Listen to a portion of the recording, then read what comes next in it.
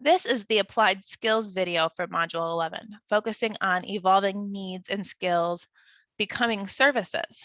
So, as addressed in the topical knowledge video for this module, our profession is constantly being impacted by a number of factors, both internal and external, that are pushing it to evolve.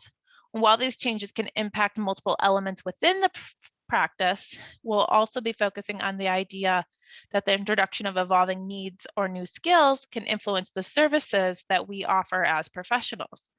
They can also impact the services that are offered to us or the services that we choose to outsource from our practice as we adapt. So the services we offer are a direct reflection of the skills that our firm holds and the needs we're able to identify for our clients. So both of these aspects are ever evolving and can influence each other, as we may add new skills to our team, either through training or through hiring. We can offer new services to clients. This may also bring us relevance to new clients or completely new types of clients as well. As we identify new opportunities or needs within our existing clients, or identify a potential opportunity through a new market or gap in what is currently being offered, we might use that as a push to add a new skill or service to our offerings.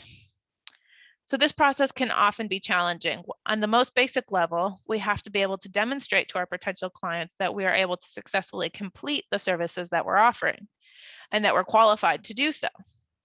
However, as a new service, we typically don't have past projects or portfolios to demonstrate those skills successfully, which is needed to convince clients of our value to be compensated for those services. On the most challenging end, when we've identified a new potential market or need for service as an opportunity, we must then figure out how to actually gain that skill set and how it will impact the rest of our team dynamic, our workflow, and our project processes. So, as an opposite perspective, we might identify a streamlining or cost benefit opportunity by eliminating a task or service from our internal operations, or identify an opportunity to benefit from a service that is being offered by someone else.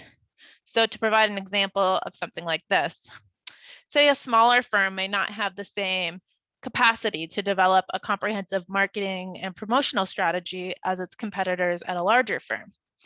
So at a large firm, these items are often covered as overhead expenses that, when spread across the entirety of the firm's work and profits, are relatively minimal expenses in comparison to the benefit that the firm's receiving from them. But smaller firms, on the other hand, may approach this lack of capacity in a number of ways. They might choose to go without these services entirely and forfeit the benefits that come with marketing and promoting their work. Two, they may have minimal staff dedicated to these efforts or spread them across their entire staff. So in an instance like this, it may draw architectural staff's time and attention away from completing actual project work, causing it to suffer.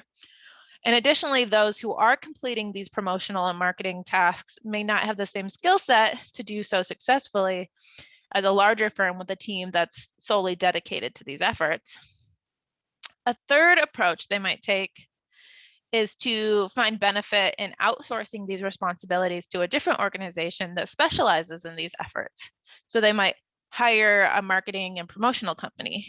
And typically, there are marketing and professional companies that do work with organizations to do just this.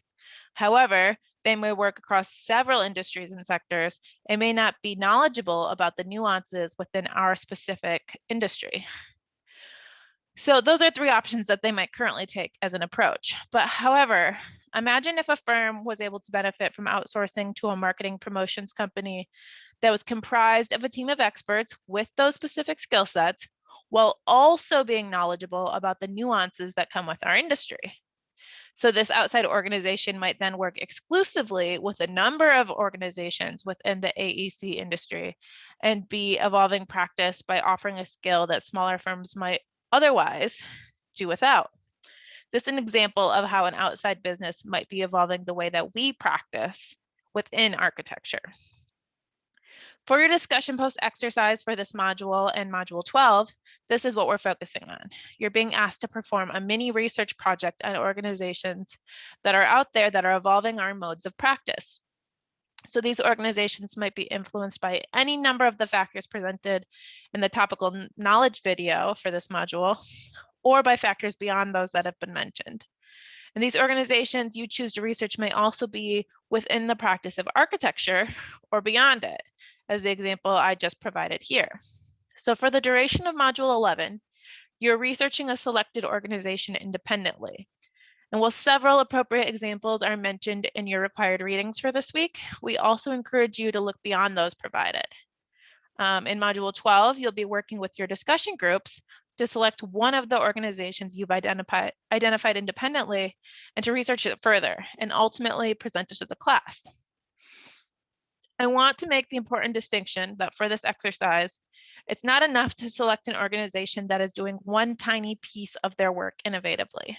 We are looking for examples that are truly pushing the envelope and evolving how architects practice as the core of their business and practice models.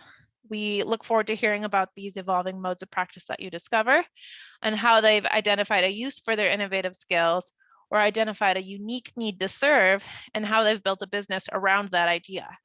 So how does it impact all other aspects of their business to successfully influence practice in this way? Does it impact their structure, their funding, their deliverables, their leadership model, their profit? And these are the things you'll be telling us about through your work over the next 2 modules.